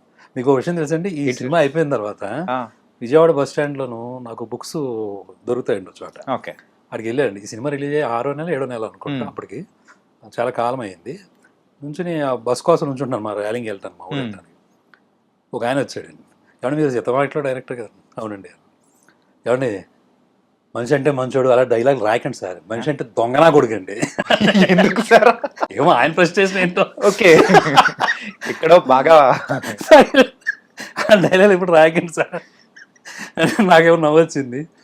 సో అవన్నీ ఉంటాయండి కామన్గా ఉండే విషయాలు. బట్ మనం నమ్మింది ఆ పాయింట్ దగ్గర అయితే నేను ఆ క్యారెక్టర్కి డిసైడ్ చేసి రాయిచ్చేయం పర్లేదండి. అందులో సిరివెన్నెల సీతారామ శాస్త్రి గారు రాసిన సాంగ్, మరి దాని వెనకలో కూడా ఒక చిన్న స్టోరీ ఉందని కూడా మీరు ఇంతకుముందు అన్నారు. ఏంటంటే ఒక లైన్ చెప్పేసి దాని మీద రాయండి సార్ అని చెప్పేసి అని అన్నారు. కానీ ఆ సాంగ్ ఇప్పుడు అంటే అప్పుడు మేము చిన్నపిల్లలం, వింటూ ఉన్నప్పుడు ఆ అర్థం పెద్ద తెలిసేది కదా. ఇప్పుడు ఎప్పుడైనా కానీ బాధలో ఉన్నప్పుడు అది వింటూ ఉంటే మోటివేషనల్ అనిపిస్తుంటుంది. ప్రతి ఒక్క లైన్ కూడా బరువు అనుకుంటే బరువు, అవునండి, సులువు అనుకుంటే సులువు అనుకుంటే సులువు అని. అది సీతారామేశ్ గారితో ట్రావెల్ ఎలా ఉంటుంది అంటే అండి, గంటలు ఆయన దగ్గర డిస్కషన్ ఉంటుందండి. మనం ఏదో సినిమా కథ చెప్పేసాం, ఆయన ఏదో లిరిక్ రాసాడు, సిచ్యువేషన్ చెప్తే అలా ఉండదండి. చాలా డెప్త్కి వెళ్తారు ఆయన, దాని గురించి అడుగుతారు. కొన్ని 100 క్వశ్చన్లు ఉంటాయి అప్పుడు. అవన్నీ మనం సరదాగా అంటే దాన్ని మనం చాలా మనది కూడా పెరుగుతుంది, మనం కూడా ఆలోచన ఓకే ఇలా కూడా ఆలోచించవచ్చు కదా అనేది ఒకటి ఉంటుంది కదండి. అది తెలియకుండానే చాలా దూరం వెళ్తూ ఉంటుంది డిస్కషన్. నన్ను ఒక్కొక్కసారి నైట్ కూడా అయిపోయేది. ఓకే. ఈవెన్ కొత్త బంగారు లోకానికి నీ ప్రశ్నలు నీవే ఆ సాంగ్ రాయటం కూడా అలాగే జరిగిందండి. అలాంటి మనసులో ఉన్న ఫీలింగ్ చెప్పి దాని నుంచి పుట్టించాలి కదండి అది. Yes sir. అప్పుడు కూడా ఏంటంటే నాకు అట్రాక్షన్ అంటే తప్పు అని అంటూ ఉంటారండి. తప్పు కాదండి, అది నిజంగా న్యాచురల్ థింగ్. ఇప్పుడు సముద్రంలో అలలు లేకుండా ఉండవు కదా అని అలా మాట చెప్పి తర్వాత ఈ కాన్సెప్ట్లో రాస్తే బాగుంటుంది అని పెట్టి, అలాగే ఈ సినిమాకి కూడా ఇప్పుడు ప్రకాష్ రాజ్ గారు ఎందుకు అలా ఉంటున్నారు, మిగిలిన అలా ఎందుకు ఉండలేకపోతున్నారు, అదే రేలింగ్ మావి క్యారెక్టర్ మిగిలిన అందరూ అలా ఉండలేకపోతున్నారంటే వాళ్ళకి నమ్మకం చెక్కట్లేదు. ఒకవేళ నమ్మకం చిక్కుదాం అనుకున్నా ఇలా ఏదో కష్టం వస్తుంది, మళ్ళీ దానికి తడబడిపోవటం, మళ్ళీ మన యాటిట్యూడ్ ఒకటి ఉంటుంది, ఇదే కరెక్ట్ ఏమో అనుకోవటం, ఆ టైప్ నోట్లో కూడా తప్పు చూసినప్పుడు నేనే కరెక్ట్ అని అనుకోవటం, ఇలా 100 రకాల కింద ఉంటాయండి. అది ఒకలాగా చెప్పేసేది కాదు కదా. సో అది నువ్వు తీసుకుంటే బరువు, వద్దు అనుకుంటే వద్దు, అది నీ చేతుల్లోనే ఉంటుంది. ఇప్పుడు మరి ఎండొత్తంటే నువ్వు ఏమైనా తిడుతున్నావు ఏంటి, దాన్ని భరిస్తున్నావు కదా సాయంత్రం వరకు. మరి మనిషి విషయంలో ఏమైంది ఆ చిన్న కామన్ సెన్స్ అని మనం ఇలా చెప్తాం కానండి. బట్ అది ప్రాక్టీస్లోకి వచ్చేటప్పటికి వర్కౌట్ అవుద్దాలి. అప్పుడు అలా అనుకుంటే రామాయణం చదివిన తర్వాత అందరూ గొప్పలు అయిపోవాలి కదా. ఇప్పటి ఎందుకు అవరు అంటే మాయ సంథింగ్ ఏదో ఉంటుంది. బట్ అది అయినా కానీ ఒక మంచి విషయాన్ని ఎప్పుడు చెప్తూనే ఉండాలని ఒక దానికి కట్టుబడితే that practice makes like this అనమాట. ఆ పాయింట్ చెప్పి ఆయనతో డిస్కస్ చేసి ఎలా అంటే అప్పుడు ఆయన యాక్చువల్గా 4 చరణాలు రాశారండి దానికి. 4 ఎన్నో రాశారండి. అప్పుడు కరెక్ట్గా టెంకాసి అని అక్కడ షూటింగ్ జరుగుతుంది సీతమ్మ, అక్కడికి ఫోన్ చేశారు. ఓకే. కొంచెం బాగా క్రౌడ్ ఉందండి అక్కడ, వినటానికి కూడా కొంచెం ఫోన్ కూడా సరిగ్గా వినపడలేదు. ఏ సీన్ షూట్ చేస్తున్నారు సార్? అది రన్నింగ్ ఫైట్ ఉంటుంది కదా, చేస్తున్నప్పుడు వచ్చింది. ఆ హోటల్ ఏదో ఉందండి, అప్పుడు హోటల్ లోపలికి వెళ్ళిపోయి కూర్చుని కొంచెం సౌండ్ బయట డిస్టర్బెన్స్ లేకుండా ఉంటే ఆయన మొత్తం 4 చరణాలు చెప్పారు. ఓకే. యాక్చువల్గా సినిమాకి 2 పెడదామని, అది ముందు మాంటే సాంగ్ ఒకటి, ఇంకోటి చివరిలో పెడదాం. బట్ అది సాడ్ వర్షన్. 3 చరణాలు ఎప్పుడైతే చెప్పారో 4లో ఈ 3 వాడేస్తానండి, ఎక్కడ కావాలి అక్కడ దీన్ని ఏది ఒక్కదాన్ని వేస్ట్ చేయను అని చాలా బాగా ఎంత గొప్పగా రాశారండి. మరి మాటలు కాదు కదా అసలు. ఆ తర్వాత కూడా ఏదైనా ఒక సందర్భం వచ్చినప్పుడు ఈ పర్టికులర్గా ఈ టాపిక్ అంటే ఈ సాంగ్ గురించి టాపిక్ తీసుకొని నలుగురికి చెప్పే విధానం కానీ నిజంగా భలే అనిపించింది. ఆయన అమెరికాలో ఎక్కడో చెప్పారు. అవునవును. అలాగే మనం కూర్చొని మాట్లాడే ఆ సందర్భంలో ఒక పైగా అది అలా చక్కగా ఇమిడిందండి. ఇప్పుడు మహేష్ బాబు గారు ఇంటర్వ్యూ నుంచి బయటకు వచ్చినప్పుడు మళ్ళీ అక్కడ ప్లేస్ అయిపోయింది. మళ్ళీ ఈ అబ్బాయి చిన్నోడు పెద్దోడితోటి బాగా చావడానికి కూడా ధైర్యం రాదురా మనకి అంటే మళ్ళీ అక్కడ ప్లేస్ అయింది. ఎక్కడ కావాలితే అక్కడ ఆ 4 చరణాల్లోనూ కావాల్సిన దాన్ని వాడేసుకున్నాం అనమాట. అలా రాసిచ్చారు ఆయన. సార్, బాహుబలిని కట్టప్ ఎందుకు చంపాడు అనేది ఒక యూనివర్సల్ ట్రూత్ కోసం చాలా నాలుగు వెయిట్ చేశారు. కానీ ఇప్పటికీ దొరకని ఆన్సర్ ఏదైనా ఉందంటే చిన్నోడు పూలకొండ ఎందుకు తన్నాడు సార్, దానికి ఆన్సర్ మాత్రం కావాలి సార్. అంటే మీకు ఏం అర్థమైంది చెప్పండి పోనీ. ఫ్రస్ట్రేషన్ చూపించాలి. ఓకే చెప్పండి. బి సి ఆప్షన్స్ కాదు సార్, ఏంటంటే యాజ్ ఏ మేకర్ గా మీ మైండ్ లో ఒక ఆలోచన ఉంటుంది ఏంటంటే కరెక్ట్ గా అక్కడ పూలకొండ పెట్టండి దాన్ని తనేసుకుంటూ వెళ్ళిపోతాడులే అని మీరు అట్లేముండదు. కానీ దాని వెనకాల ఏదో ఒక పరమార్థం అనేది ఉంటుంది. మేము ఆలోచించడం అంతవరకు ఆలోచిస్తాం.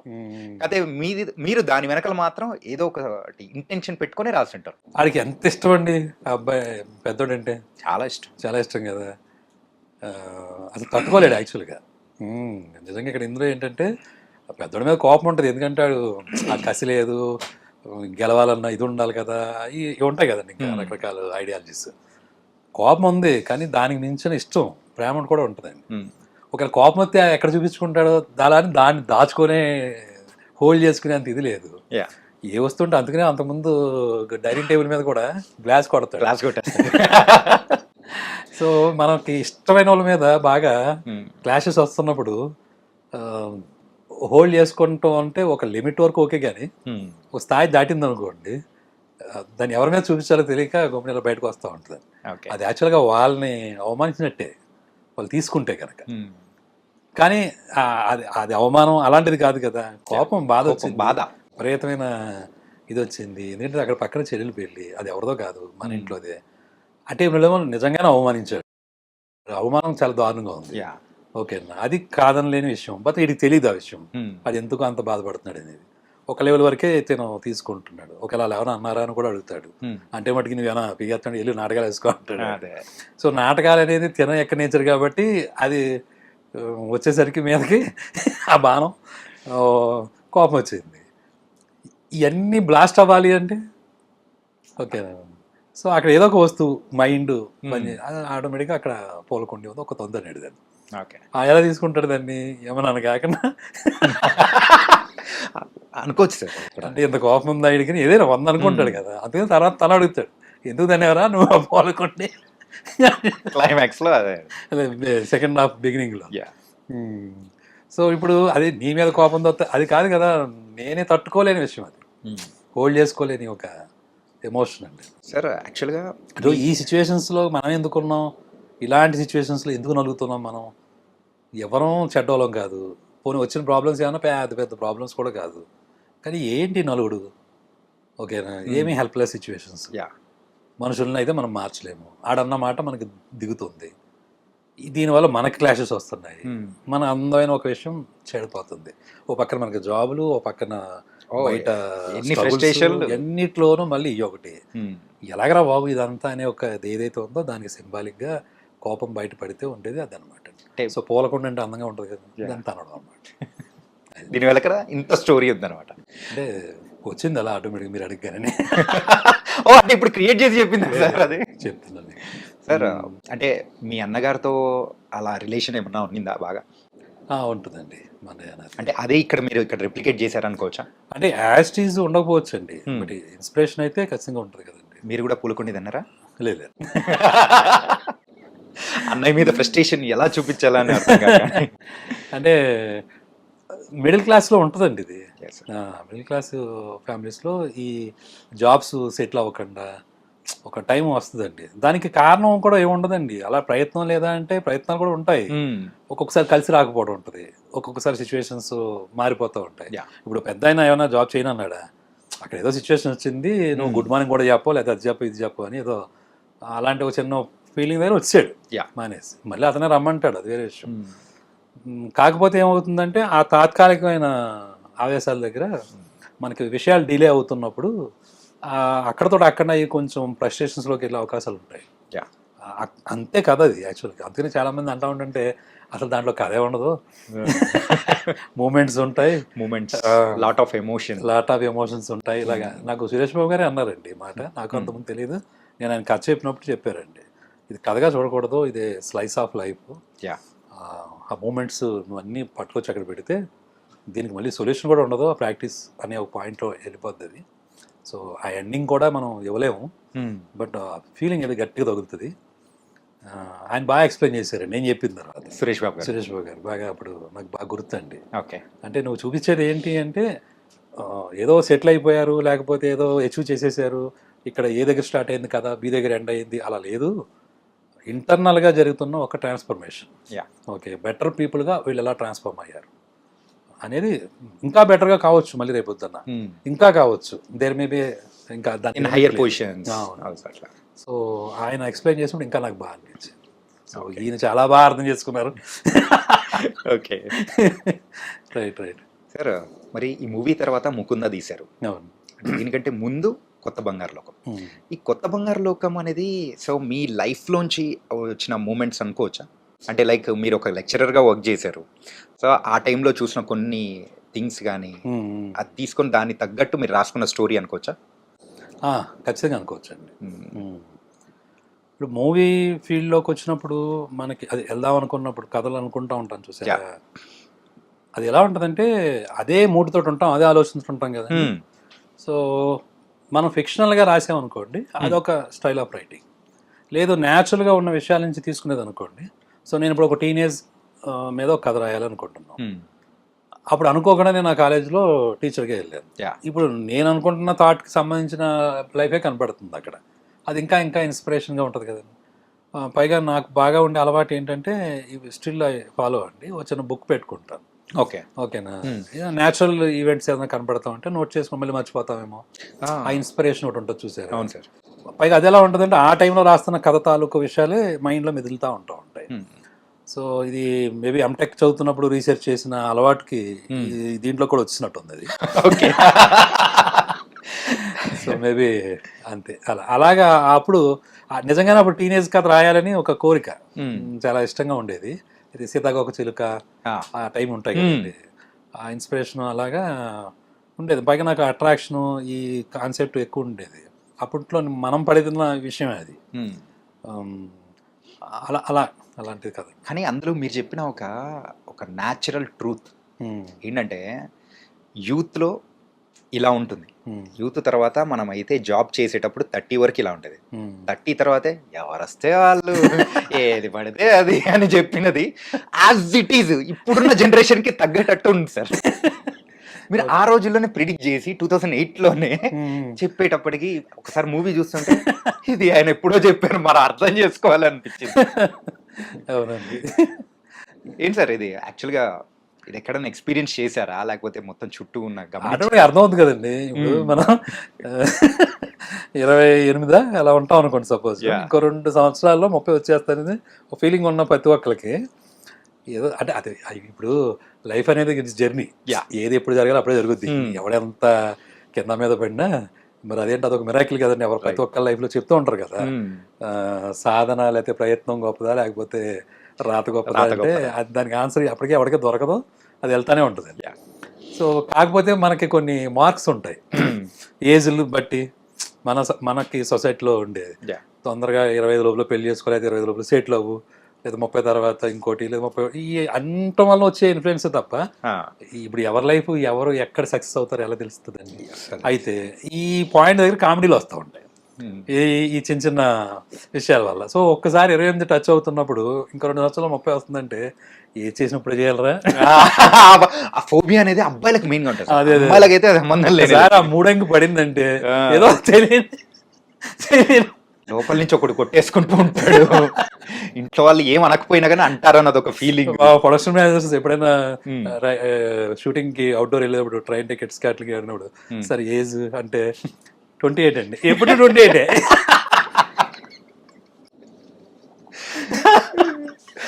సో అలాంటి వాటి నుంచి వచ్చిందేనండి అది. సరదా ఇది కామెడీగా ఉంటుంది.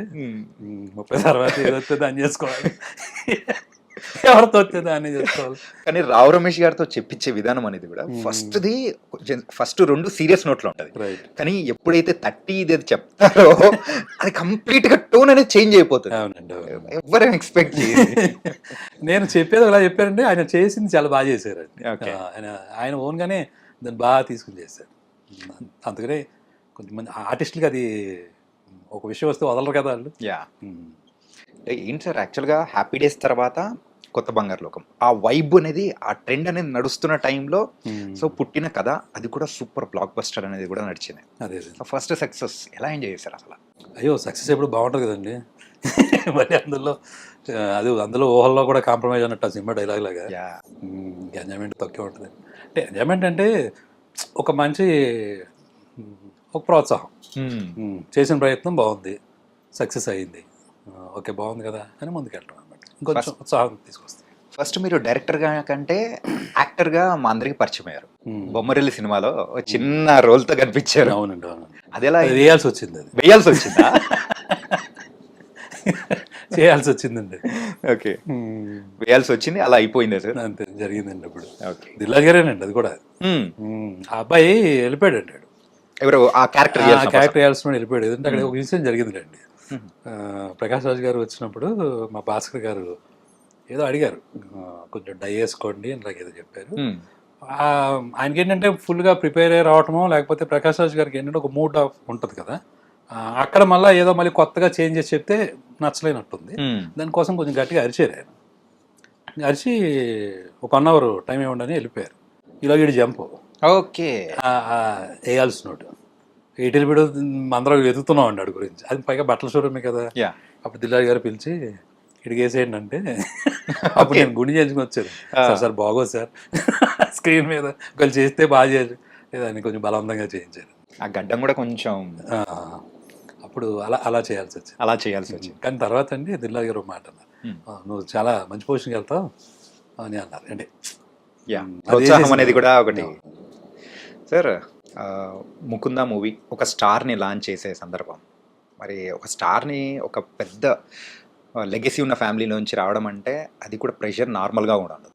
ముందు 2 హిట్స్ ఉన్నా కానీ మరి థర్డ్ మూవీ వచ్చేటప్పటికి లాంచ్ చేసే టైంలో మీరు తీసుకున్న ఆ ప్రెషర్ గారు కానీ ఎట్లా ఉంది సార్, అసలు ఎట్లా హ్యాండిల్ చేశారు అసలు? అంటే అది పెద్దగా అంటే మీరు అన్నట్టుగా నాకేం అనిపించలేదండి. కథ మెయిన్ కదా, కథను బేస్ చేసుకుని అది సీతమాటలో జరుగుతుంది. కానీ ఆ అబ్బాయి ఫోటో మా అసిస్టెంట్ డైరెక్టర్లో కిషోర్ లేకపోతే ఎవరో చూపించారండి, సతీష్ అని. వరుణ్ గారిది. ఇలాగ ఈ అబ్బాయిని కూడా లాంచ్ చేస్తారంటండి. నా దగ్గర ఉన్న కథ ఇలాగ ఆల్రెడీ తెలుసండి. అది యాక్చువల్గా గొల్లబామ టైటిల్ అండి. ఏంటి సార్? గొల్లబామ. గొల్లబామ. ఓకే. అయితే అది ఏదో అలాంటి టైటిల్ పెట్టకూడదని అక్కడ ఏదో ఇష్యూ ఓకే నడుస్తుందని చెప్పారండి. సో దానివల్ల ముకుందాన్ని మార్చాల్సి వచ్చింది. ఓకే. సో ఆ టైటిల్ తోటి ఉన్న కథ మీ దగ్గర ఉంది కదండి, అందులో కుర్రోడు కొత్తోడే కావాలంటున్నారు కదా, ఈ అబ్బాయి బాగుంటాడని మా వాళ్ళు చూపించారు. అప్పుడు కొంచెం బొద్దుగా ఉన్నాడు అబ్బాయి, వరుణ్ తేజ్. ఓకే. ఆ నెక్స్ట్ డే నేను వాళ్ళ ఇంటికి వెళ్ళి అడిగి వచ్చేసాను. అప్పుడు ఇంకా సీతమాటలో షూటింగ్ కూడా అవ్వలేదు. ఓకే. కంటిన్యూ అవుతూ ఉండింది. మధ్యలోనే నేను డైరెక్ట్గా నాగబాబు గారికి చేసి వాళ్ళ ఇంటికి వెళ్ళి ఇలాగ నెక్స్ట్ సినిమా ఈ అబ్బాయితో అనుకుంటున్నానండి, మీకు ఒక ఇంట్రొడ్యూస్ చేసి ఉద్దేశం ఉంటే నేను చేస్తానండి అని చెప్పి అడిగాను. ఓకే. కానీ దానికి మ్యూజికల్ వైజ్ కానీ అండ్ దాని స్టోరీ వైజ్ కానీ ఒక డిఫరెంట్ అప్లాజ్ అనేది కూడా చాలా వరకు వచ్చింది సార్. అదే సక్సెస్ఫుల్ అయింది.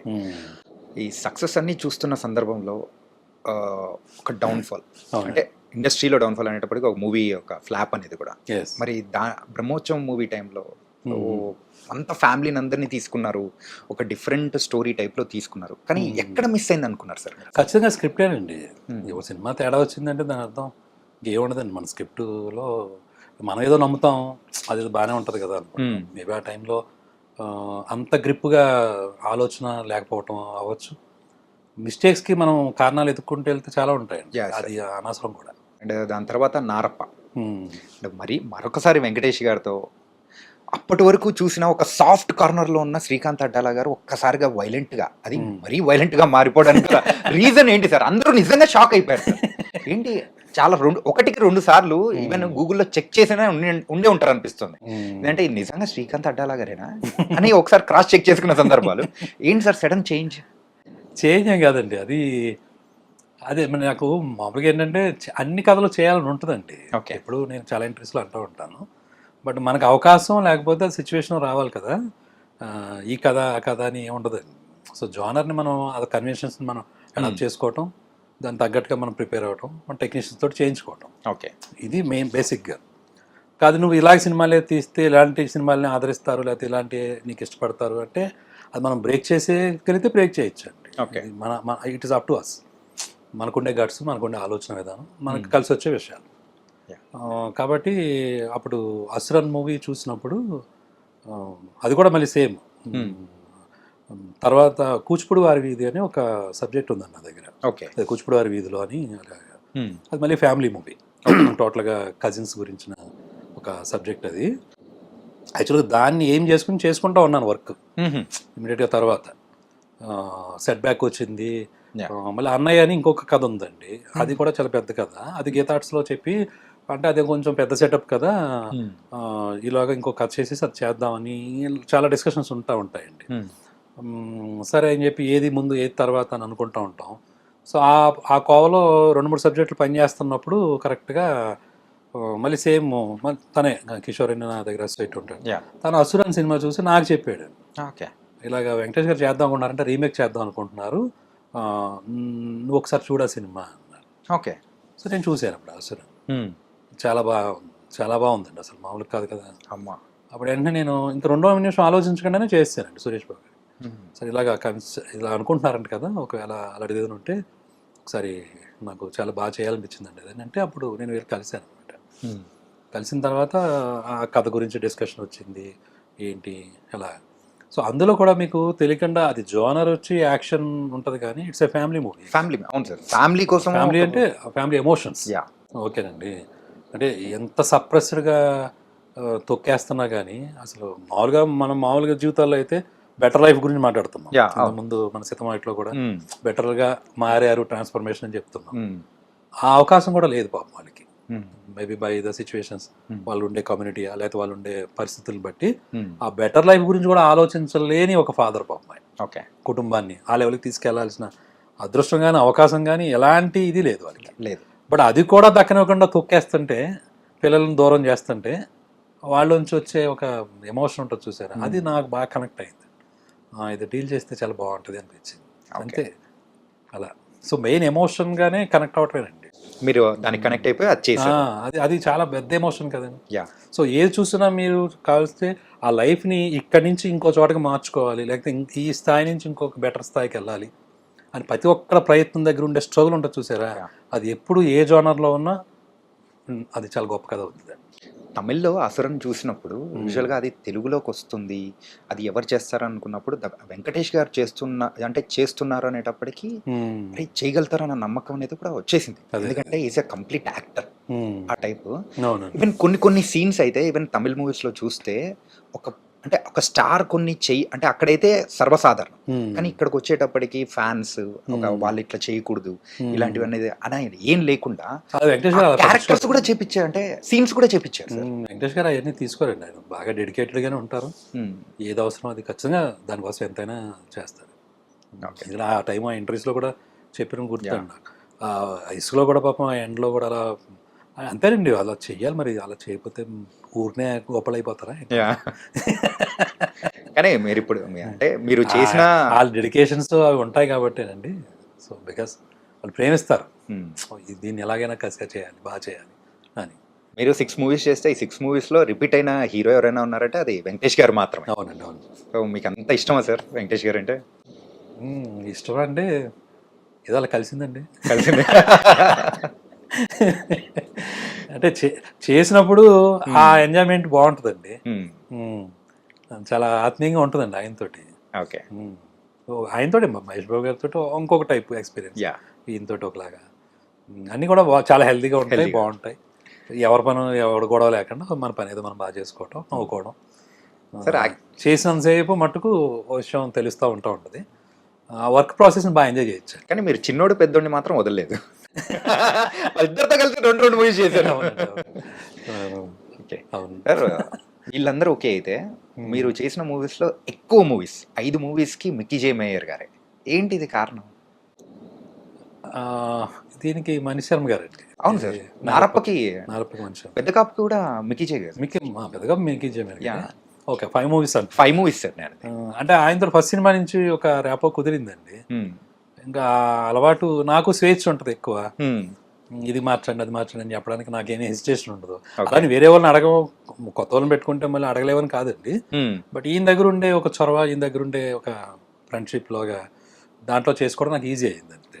మీరు అనేటప్పటికి మిక్కీ గారు మాత్రం సూపర్ ట్యూన్స్ అనేది కూడా ఇచ్చేస్తూ ఉంటారు. చూడండి, సుకుమార్ గారు, దేవి ప్రసాద్ గారు, ఇలా ఒక్కొక్కసారి ఏమవుతుందంటే ఒక బాండ్ ఫామ్ అవుతుందండి. దాన్ని మనం కంటిన్యూ చేయొచ్చు, లేదా మనం బ్రేక్ చేసుకుని కొత్త ప్రయోగం కూడా చేసుకోవచ్చు అండి. దానికి ఏమి ఇదే ఉండదు, ఇలాగే చేయాలని లేదు. బట్ ఎందుకు అది కొన్నిసార్లు ఏమవుతుందంటే ఆ వైబ్ కొనసాగుతూ ఉంటుంది, మనకి బాగానే ఉంది కదా, మంచిగా జరుగుతుంది కదా అనేది ఒక పాయింట్ అనమాట. అలాగే చోటా గారితో కూడా ఎక్కువ మూవీస్ చేశారు. 2 చేశానండి, పెద్ద కాపు, కొత్త మంగళలోకం, పెద్ద కాపు. అవునండి. ఏంటి సార్ అది రీజన్ ఏంటి సార్? Same bonding. అది నాకు ఆయనతో ఏంటంటేనండి, మన కొత్త బంగాళలోకం గుర్తుందండి నాకు. వాళ్ళందరూ బాగా చిన్న పిల్లలండి, అదే 16 ఏళ్ళు ఆ టైం కదండి. సో హీరో కూడా హ్యాపీ డేస్ చేశాడు అంతే. అండ్ మేము మళ్ళీ కొత్త వాళ్ళం, నేను ఫస్ట్ టైం డైరెక్షన్. సో ఒక ఎక్స్పీరియన్స్ ఉంటే ఆయన ఈవెన్ చోటగారిది ఎలా ఉంటుందంటే ఆయన మొత్తం భుజం మీద వేసి వెళ్ళిపోతూ ఉంటాడు. మొత్తం అవన్నీ ప్రొడక్షన్ మేనేజర్లు ఆలోచించి కూడా ఈయన ఆలోచించి ముందర అయిపోతుంది ఏంటి, చాలా వరకు ఆయన ప్రొడ్యూసర్ సైడ్ అండి. ఆయన అసలు ఎట్టి పరిస్థితుల్లో ప్రొడ్యూసర్ సైడే ఉంటాడు ఆయన. దాని అర్థం ఏంటంటే మనల్ని కూడా కలుపుకుని, ఈవెన్ అందరినీ కలుపుకుని ఆయన పాయింట్ ఆఫ్ వ్యూలో ఏంటి ఎలా చేయాలి ఏంటి అనే దగ్గర చాలా అడ్డం పడతాడండి గట్టిగా. సో నాకు మళ్ళీ ఈ అబ్బాయి కూడా కొత్త అబ్బాయి, అలాగే టీంలో కూడా చాలా మందిని కొత్త వాళ్ళని తీసుకున్నారండి అప్పుడు ఈ పెద్ద కాంపిటీషన్లో కూడా. సరే, ఒక సైడ్ మనం ఫ్రీగా ఆలోచించుకుంటూ ఉండాలి, ఇదంతానేమో వేరేగా ఉంది. సో బెటర్ అప్పుడు కొత్త బంగాళలోకంలాగే కొంచెం ఆలోచన వచ్చి మీరే చేయండి సార్ అని చెప్పేసి అప్పుడు అలా. మరి పెద్ద కాపు ఏంటి సార్ అది? యాక్చువల్గా ఆ టైటిల్ పెట్టడం వల్లే సో ఆ నెగిటివ్ రిజల్ట్స్ అనేది కూడా వచ్చిందని అనుకోవచ్చా? ఏమండి ఇప్పుడు సినిమా తేడా వచ్చింది అనుకోండి, అది ఇందాక చెప్పాను కదండి, ఒక మిస్టేక్ జరిగితే అది ఇంకా దాన్ని తవ్వుకుంటూ వెళ్తే అది ఎండ్లెస్ అది. అందుకని ఆయన అక్కడ వదిలేసి మళ్ళీ నెక్స్ట్ ఏంటి అనేది దానికి వెళ్ళిపోవడం చాలా గొప్ప విషయం అన్నమాట. అయితే పెద్ద కాపు 2 ఎప్పుడు సార్? అది ఇంకొంచెం టైం తీసుకుంటానండి. ఓకే. బట్ ఇప్పుడు మటుకు నెక్స్ట్ ఇమీడియట్గా వేరే సబ్జెక్ట్ మీద ఉన్నా. అది ఆల్మోస్ట్ ఏప్రిల్కి అయిపోతుంది. కొంచెం టోటల్గా సబ్జెక్ట్ చేసుకున్న మూడ్లో ఉన్నాను కాబట్టి. ఇది కొత్త సబ్జెక్ట్ సార్? కొత్త సబ్జెక్ట్ అండి. అది కూచిపూడి వారి ఇదని ఒకటి చేస్తున్నాను, ఒక్కటి కూడా సైమల్టేనియస్గా చేసుకుంటా ఉన్నాను. సో ఏప్రిల్కి కంప్లీట్ చేసుకుంటాం. ఆ తర్వాత ఎవరు ఏంటి ఎలాంటి ప్రయత్నం అనేది మొదలు పెడతాం. యాక్చువల్గా ఆ మూవీలో పర్టికులర్గా ఒక సీన్ మాత్రం నిజంగా స్టార్టింగ్ ఇంట్రడక్షన్ జెండా పెట్టేసి ఆ ఐడియా ఎక్కడి నుంచి వచ్చింది సార్? అసలు ఒక ఆధిపత్యం చెలాయించాలని చెప్పేసి అది పెడితే వచ్చే వైబ్ కానీ 1982 ఆ వైబ్స్ తీసుకురావడం కానీ అదే అంటే చాలా డెప్త్ ఉంటుంది సార్. ఓకే. అంటే యూజువల్గా మీ స్క్రిప్ట్స్ అన్ని కానీ చూస్తే ఆ ఎమోషన్స్ వైజ్ కానీ ఎవరన్నా అంటే పడిపోతున్నవాడు ఎందుకు పడుతున్నాడు, లెగాలనున్నా కానీ వాడు లేవలేకపోతూ ఉంటే వాడు ఒకసారి తిరగబడితే ఎలా ఉంటుంది అని చెప్పే ప్రతి ఒక్క థింగ్స్ కానీ అంటే మన లైఫ్లోంచి అంటే పడిపోయిన సందర్భం నుంచి తీసుకునే దానిలానే ఉంటాయి. ఇట్స్ వెరీ కామన్ అండి, అందరూ మనం చూసే విషయమే కాబట్టి యాజ్ ఎ క్రియేటర్గా ఆ ఎమోషన్ ఎలా వర్కౌట్ చేయాలనే పాయింట్ దగ్గర దాన్ని ఎంతవరకు ఎన్హాన్స్ చేయొచ్చు. సార్ ఏదండి ఆ డెన్సిటీ మీద మనం కాన్సన్ట్రేట్ చేయటం, దాన్ని ఎంత హైలైట్ చేయొచ్చు అనే పాయింట్ ఆఫ్ వ్యూ చేసే దగ్గర ఒక్కొక్క కథకు ఒకలాంటి సెటప్స్ వస్తూ ఉంటాయి. అవి హైలైట్ అయ్యి బాగున్నాయి అనుకోండి సూపర్, లేకపోతే బాబు నెక్స్ట్ దానికి వెళ్ళు అంటే పాతది మాత్రం క్యారీ చేయరు. సో ఫ్రెష్ గా నెక్స్ట్ గో విత్ ఫ్లో అనే టైప్ లో ఉంటుంది. ఎందుకంటే బరువులు అది బరువు అనుకుంటే బరువు రాసాం కదా, మళ్ళీ మనమే రాసి మళ్ళీ మనం పాటించకపోతే దానికి పర్ఫెక్ట్ నిర్వచనం శ్రీకాంత్ అట్టాల గారు. ఓకే సార్, మీ మూవీస్ లో వన్ లైనర్లు భలే ఉంటాయి సార్. ఒక్కసారి ఇంకోసారి అదొకటి అయితే ఇంకోటి ఏకాడా అవునండి అని. అండ్ రీసెంట్ గా వచ్చిన దీనిలో కూడా కొంచెం ఎమోషనల్ గా ఉంటది, పెద్ద కాపులో కూడా వాడికి ఎంత ఉంటే మనకి ఎంత ఉంటుంది అని చెప్పేసి కానీ అలా ప్రతి ఒక్క మూవీలో ఒకటి కామన్ గా పెట్టుకుంటారా సార్? ఎట్లా సార్ అది? అది ఏం ప్లాన్ గా ఏం జరగదండి, మేబీ ఆ ప్యాటర్న్ వస్తుందండి మరి తెలియకుండా. ఇప్పుడు ఇంటెల్ కార్పొరేషన్ చిప్ ఎప్పుడు ఒకలాగే ఉంటది కదా, మన చిప్ కూడా అలాగే ఉందేమో. ఇంకా దాని నుంచి సెల్ ఫోన్ లో దాని నుంచి కంప్యూటర్లు తయారవుతుంటాయి. సో బేసిక్ చిప్ అలా ఉన్నట్టు ఉంది, బిల్ట్ అలాగే ఉంది. ఓకే సార్, రేలంగి అనేది మీ ఊరా సార్? యాక్చువల్లీ మా ఊరే. అంటే ఆ షూటింగ్ మొత్తం కంప్లీట్ గా ఆ ఊర్లోనే తీసారా? అంటే మా ఒరిజినల్ ఊరు ఒరిగేడండి, ఒరిగేడని ఒక ఊరు ఉంటుంది మా నాన్నగారాలది. నేను పుట్టింది పెరిగింది మటుకు రేలంగి. సో అక్కడ ఎస్విఎస్సి అనేది కంప్లీట్ గా మీ అంటే మీ స్టోరీని అనుకోవచ్చా? మీ స్టోరీ అంటే మీ లైఫ్ లో మిడిల్ క్లాస్ ఫ్యామిలీస్ కున్న స్టోరీ అండి. అది నా స్టోరీయే కాదు, అంటే నా దాంట్లో మ్యాక్సిమం తీసుకునేదే ఉంటుంది. బట్ యాస్టీజ్ అలాగ గుద్దిందే కాదు. ఇప్పుడు నాలాంటి మిడిల్ క్లాస్ ఎవరైతే ఉంటారో వాళ్ళందరిదేనండి కదా. ఓ ఇద్దరు అన్నదమ్ములు, ఓ తల్లి తండ్రి, ఓ గ్రాండ్ మదరు, ఓ చెల్లి, ఇవన్నీ ఉంటాయి కదా. మీరు ఆ రోజులోనే ఏంటంటే చిన్నోడితో బామ్మను కొరికెత్తా అనేది ఇప్పుడు ఇంకా ఫేమస్ అయిపోతుంది. దాని నుంచి ఇన్స్పైర్ చేసుకున్నట్టు అనిపిస్తూ ఉంది. కొంచెం ఇంచుమించు బామ్మలతో అందరూ అలాగే ఉంటారు కదా, ఎలా కోలాలు. వాళ్ళు కూడా అది ఇష్టం వాళ్ళకి, ఆ ముద్దు చేయటం అవన్నీ అండి. కానీ న్యాచురల్ మూమెంట్స్ అండి అన్నీ మన జీవితంలోనే ఉంటాయి, అలాగే మనం కూడా చూస్తాం బోలం చోట్ల. ఆ సిచ్యువేషన్స్లో ఏంటంటే ఆ సినిమాకి అది వర్కౌట్ అయ్యిద్దండి. అలాగా కొన్ని సినిమాలకి కొన్ని కథలకి అవి వచ్చేస్తాయి ఆటోమేటిక్గా, ఏదో మ్యాగ్నెట్ అలా లాగేసినట్టు. ఆ చిన్న చిన్న మూమెంట్స్ సింపుల్ మూమెంట్స్ అండి, సింపుల్ మూమెంట్సే చాలా పవర్ఫుల్గా పేలిపోతూ ఉంటాయి. Sir coming to your family sir, so married, పిల్లలు సార్? ఒక పాప. ఓకే, మేడం ఏం చేస్తుంటారు? తను house wife. Love marriage, arrange marriage? రెండు కలిపి మిక్స్. సేమ్ ఊరేనా సార్? సేమ్, అంటే రిలేటివ్స్ అండి. ఓకే, అలా పెళ్ళి ఎప్పుడైనా కలిసినప్పుడు చూసినప్పుడు అలా ఏమన్నా? అంటే ఇంకా చెప్పాలంటే విజయవాడ ఫ్యామిలీ. ఓకే, చిన్నోడు యాజ్ ఇట్ ఈజ్ వాళ్ళు విజయవాడ అండి. ఓకే ఓకే ఓకే, కోపం అంతా ఇంకా అలా తీర్చుకున్నాం అన్నమాట. తీర్చేస్తున్నారా? అయితే మీరు కూడా హెటేస్ మరి కొట్టేశారు అనమాట. ఓకే, పాప ఇప్పుడు 8th క్లాస్ చదువుతుంది. 8th క్లాస్ చదువుతున్నారు.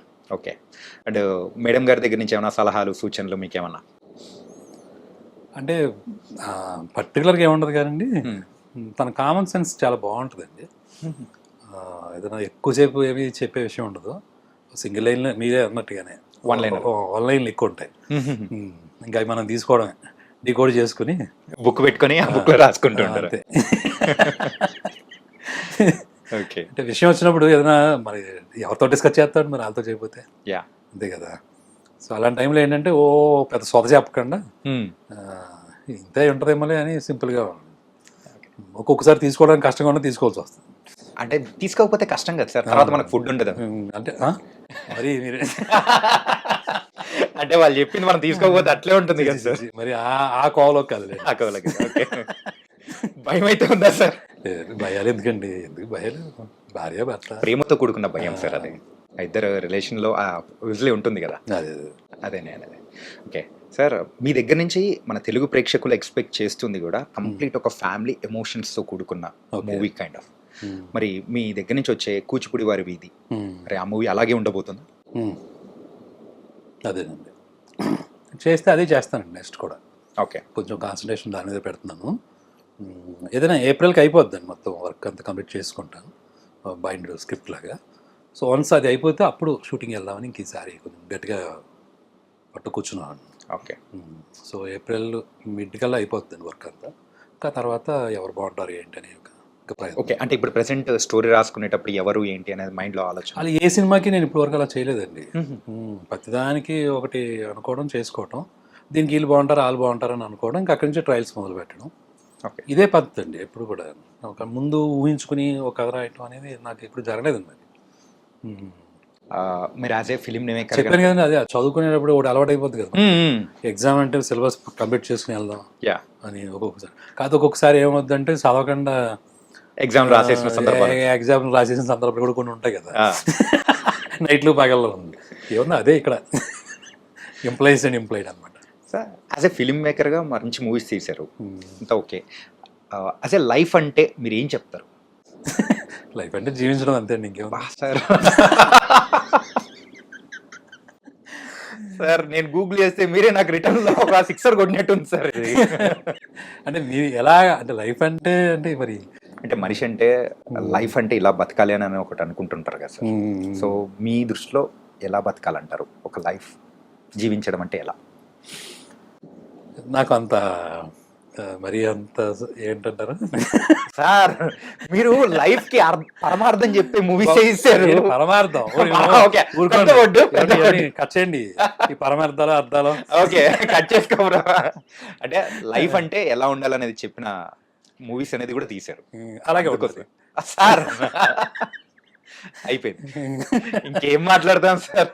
ఏమండి, జీవితం అంటే అన్నీ ఉంటాయండి. ఫస్ట్ బేసిక్గా అన్నీ ఉంటాయి. మంచి ఉంటుంది, చెడు ఉంటుంది, తప్పు ఉంటుంది, ఒప్పు ఉంటుంది, ఓకేనా. చేదు ఉంటుంది, తీపి ఉంటుంది, అలా ఇంకా అలా మాట్లాడుకుంటే. సో ఏదో ఒక పక్క వెళ్ళకుండా అన్నిటినీ తీసుకుంటా, ఏది ఉన్నా ఇవన్నీ కామనే కదా, అన్నీ ఇక్కడే ఉంటాయి, అన్నీ భూమి మీద ఉండగానే జరుగుతాయి, అన్నీ వేరే చోటకి అడిగి వెళ్ళి క్వశ్చనే లేదు. ఓకే. సో అదిలాగే లైఫ్లో కూడా అన్నీ పాసిబులే, అది మనకి నచ్చినా నచ్చకపోయినా కానీ. సో వాటిని అలాగే తీసుకుని సరదాగా అలా వెళ్ళిపోతే చాలని నా ఫీలింగ్, అంతే. శ్రీకాంత్ అడ్డాల గారు మంచోడా చెడ్డోడా? బా ఏదో నాయకుడి సినిమాలో లాస్ట్ తాతను మంచోడు చెడ్డోడు అంటే ఆయన చెప్పలేదు, మన తెలుగు ఎవడెలా తీసుకుంటే అలా తీసుకుంటాడు. అదే అండి, ఆయనకంటే గొప్పలేడు మనం. ప్రతి క్వశ్చన్ కూడా మీరైతే చాలా తెలుగుగా చెప్పేస్తున్నారు. తెలుగు కదండి. ఇప్పుడు మీరు ఎలా చెప్తారు చెప్పండి, మీరు మీ మంచోళ్ళ చెడ్డోళ్ళ అంటే ఎవరికి వాళ్ళు చెప్పుకోవడం అనేది తప్పదు. అలా అనుకుంటే మనం చెడ్డోళ్ళేనండి ఫస్ట్ బేస్. చెడ్డోళ్ళ అలా ఫిక్స్ అవుదామా? మీ ఇష్టం సార్. అది ఇప్పుడు నన్ను ఫిక్స్ అవుదాం అంటే నేను ఎట్లా చెప్తాను సార్? ఈ మంచి చెళ్ళు, ఈ తప్పు రేట్లు ఉంటాయి. అదో షేడ్ ఉంటుంది, ఇది షేడ్ ఉంటుంది. ఓకే, అదే అంటున్నానండి, లైఫ్లో అన్నీ ఉంటాయి, అన్నీ కామన్గా ఉంటాయి. ఆ పర్సంటేజ్లు లేకపోతే ఇవన్నీ మనం చూసుకుంటూ కూర్చుంటే మనం ఏమవుద్దంటే అనవసరంగా వేరే ఎక్కువ అయిపోతుంది లోడ్. అన్నీ కామన్ కదా. ఓకే, ఒకసారి ఇప్పుడు చెడ్డగా ప్రవర్తించాము, ఏమైద్ది ఇప్పుడు?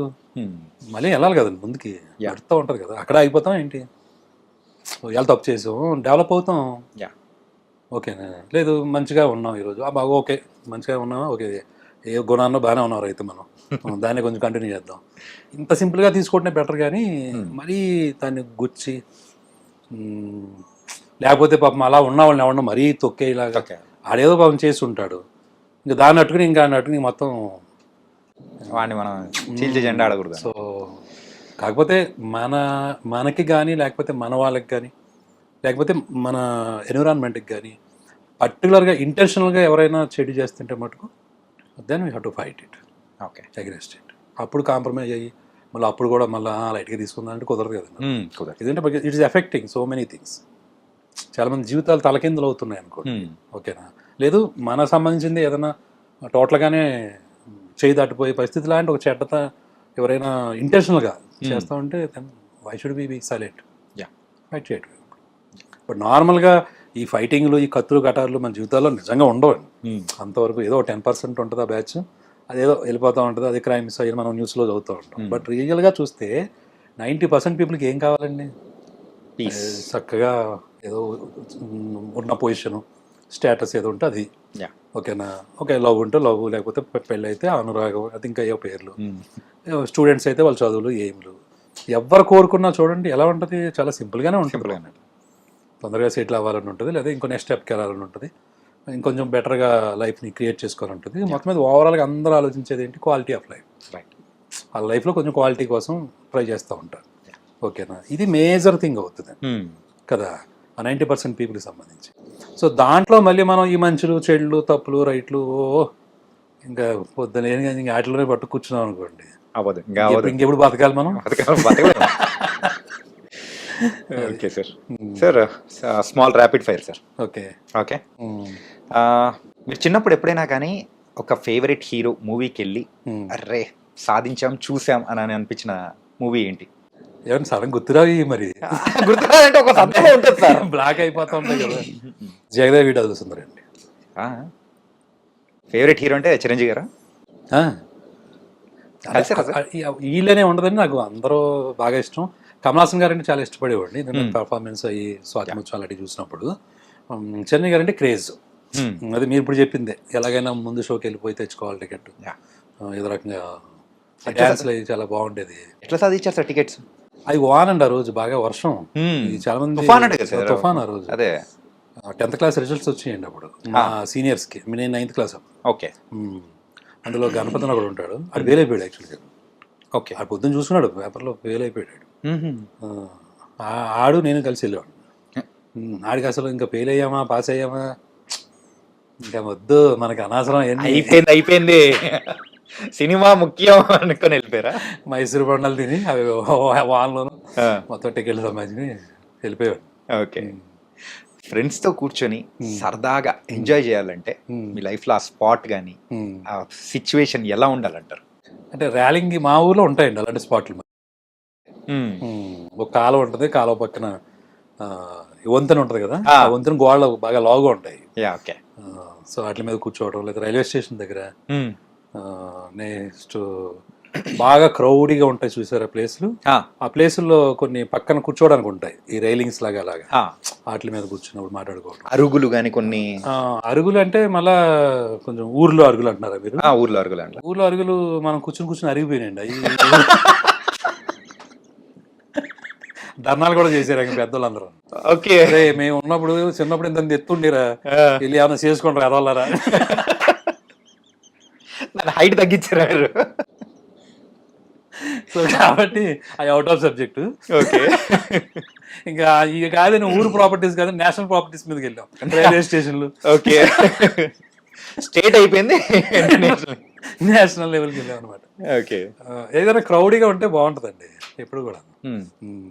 నాకు బాగా అలవాటు ఏంటంటే హైదరాబాద్లో వచ్చిన కొత్తలో కాదండి, ఆల్మోస్ట్ ఈ మధ్యన కూడా వెళ్తూ ఉంటాను.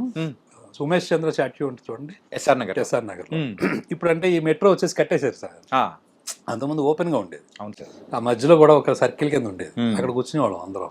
ఓకే. అలాంటి ఒక ప్లేసెస్ బాగుంటాయి. అలాగే సీతమ్మవాకిట్ల సిరిమల్ల చెట్టు మూవీలో ఒక అమ్మాయి వచ్చి ప్రపోజ్ చేస్తుంది మహేష్ బాబు గారికి. వచ్చినప్పుడు పూసు కమరం అయితే ఎక్కడ పెట్టుకుంటారో తెలియదు బాబు అని చెప్పేసి అంటారు కదా, ఇది ఎక్కడి నుంచి తీసుకున్నారు అసలు?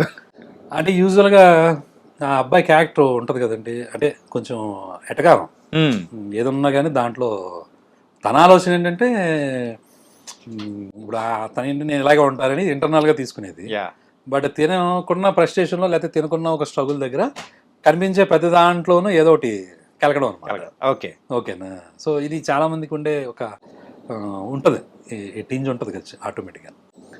సో ఆ పాయింట్లో ఏంటంటే ఒకవేళ అమ్మాయి కనుక ఇలా చూస్తే ఏం చెప్పొచ్చు అమ్మాయికి సంబంధించి అంటే ఈ మధ్య ఎవరో అసలు జడ వేసుకోవట్లేదు కదా, జడలు వేసుకోవట్లేదు, పూలు పెట్టుకోవట్లేదు, ఏం లేదు. సరే ఓకే, అది ట్రెడిషన్ అంటే అదేమి నేను తప్పు పట్టట్లేదు. But the way they are living కదా, అదే ట్రాన్స్ఫర్మేషన్ బాగా ఎక్కువ ఉంది కదా. నిజంగా ఒకవేళ ఎవరైనా ఇదివరకు పూర్వం ఎలా ఉండేదండి, పట్టుకెళ్ళి ఫ్లవర్ ఇచ్చేవాళ్ళు. అంటే ఇచ్చారని చెప్పి జల్లో పెట్టుకోమని కాదు కదా, మామూలుగా ఇచ్చేవాళ్ళు. ఆ ఊహలోంచి వచ్చిన డైలాగ్ అనమాట. ఓకే నిజంగా ఇచ్చి పెట్టుకో అంటే ఎక్కడ పెట్టుకుంటారు ఇలా, ఇంక జల్లే లేవు, ఆ ఊహలో రాసింది. కాదు సార్, అంటే ఎవరన్నా వచ్చి మీకు ప్రపోజ్ చేశారా అలా? లేదు. ఎక్కడన్నా జరిగిన సందర్భం కానీ ఈ ఆటోబయోగ్రఫీలో రాద్దామండి తర్వాత ఉంది, డీటెయిల్గా రాద్దామండి మరి. ఓకే సార్, ఇంకా అంటే దీని గురించి నేను అడగను. ఈ ఒక్క సెగ్మెంట్ మేడంకి మాత్రం చూపించకండి సార్. Okay nice. అండ్ మీకు ఫేవరెట్ హీరోయిన్ సార్? ఒక్కో టైంలో ఒకవేళ మారిపోతారండి. అబ్బాయిలకు ఉన్న వీక్నెస్ ఇదే సార్. అది వీక్నెస్, ఆ వీక్నెస్ ఆరాధన మరి. ఒక్కో టైంలో ఒక్కొక్కరు మారిపోతూ ఉంటారు. నాకు పర్టికులర్గా వీళ్ళనేవి లేదు మరి ఎప్పుడు కూడా. ఓకే, సో మీరు ఎప్పుడైనా సావిత్రి గారు అన్నప్పుడు చిన్నప్పుడు తెలిసేది కాదు కదండి, చిన్నప్పుడు మనకు తెలియదు పెద్దగా. నాకు బాగా గుర్తండి ముద్దుల కృష్ణ అని బాలకృష్ణ గారి సినిమా వస్తుంది. అవును, ఆ సినిమాలో విజయశాంతి గారు అప్పుడు చాలా బాగా నచ్చేసింది ఆవిడ. అందులో ఏదో సాక్రిఫైస్ క్యారెక్టర్ అనుకుంటా, నాకు ఏడుపు కూడా వచ్చేసింది అప్పుడు తెలియకుండా.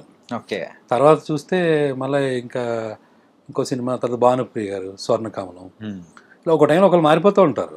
అప్పటికి ఆ టైంలో ఏది గుచ్చుకుంటే అది, ఆ తర్వాత సంగతి తర్వాత.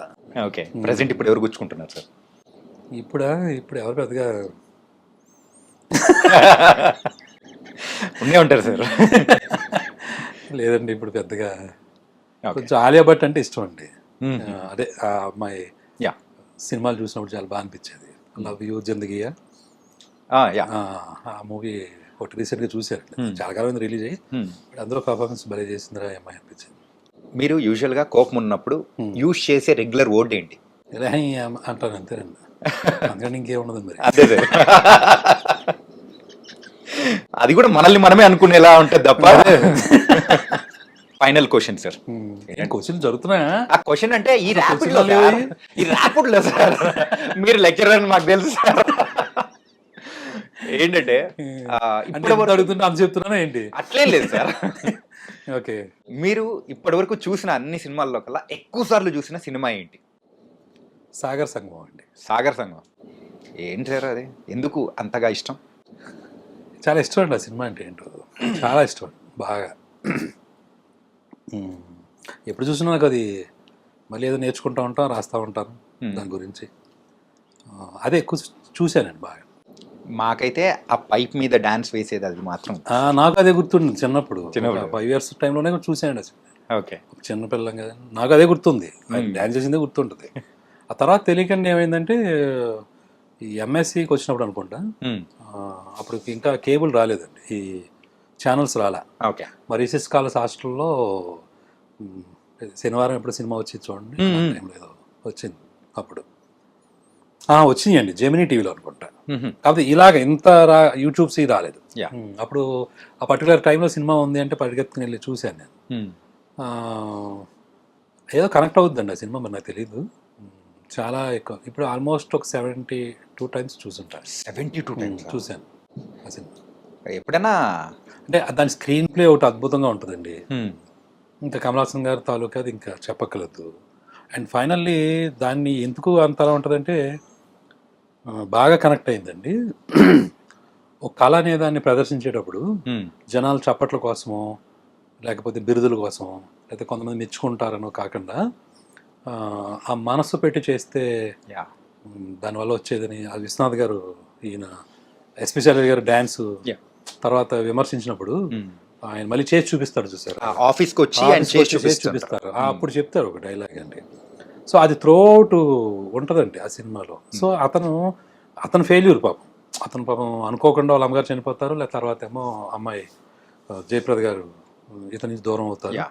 సో ఎన్ని ఉన్నా ఆయన తోటి ఆ కళ పోకుండా ఇంకొకరు ట్రాన్స్ఫార్మ్ చేయాలనే ఒక ప్రయత్నం ఉంటుంది చూసారా. Yeah. అబ్బా అది చాలా గొప్ప థాట్ కదండి. మరి దానికి కళకు చావు లేదు అనేది. అంతనే ఎండ్లో కూడా ది ఎండ్ అని వేస్తారు కదా మామూలుగా, అక్కడ ఎండ్ అని వస్తుంది ఫస్ట్, తర్వాత no end for any art అని వస్తుంది. Yeah. ఎండ్ కార్డు అది ఎన్నిసార్లు చూసినా మళ్ళీ మళ్ళీ చాలా బాగా అనిపిస్తూ ఉంటుంది. అందుకోసం ఇప్పుడు 72 times స్క్రీనింగ్ అయిపోయింది మీ దగ్గర నుంచి. చాలాసార్లు చూశాను ఆ సినిమా, బాగా చూశాను. అది మనకు కూడా మనం వర్క్ చేసేటప్పుడు ఇన్స్పిరేషన్గా ఉంటుందండి. ఏదో ఒక దాన్ని దృష్టిలో పెట్టుకొని మనం ఏదో అదే అచీవ్మెంట్స్ పాయింట్ ఆఫ్ వ్యూ కాకుండా దాంట్లో లీనమై చేయటం అనేది ఒక చాలా మంచి విషయం అండి.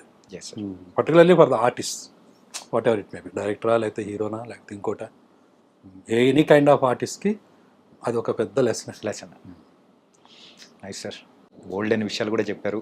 అండ్ ఈ సీతమ్మ వాకిట్లో సిరిమల్ల చెట్టు రిలీజ్ టైంలో మీరు ఇలా రావడం అండ్ ఇంకా ఫ్యూచర్ ప్లాన్స్ గురించి చెప్పడం, really thank you so much. ఇంకా మంచి మూవీస్ అనేది కూడా మీ దగ్గర నుంచి రావాలని మనస్ఫూర్తిగా కోరుకున్నాం. Thank you. రేలంగి మామయ్య లాగా ఇంకా క్యారెక్టర్స్ క్రియేట్ చేయండి. ఇప్పటికి ఒక మీమ్స్ లాగా కూడా చాలా మందికి వాళ్ళు వాడుతూ ఉన్నారు. అండ్ మంచి వాడానంటే రేలంగి మామయ్య అనేలాగా మీరు ముద్ర పడేలా చేసేసారు. Thank you so much. Thank you sir. Thank you.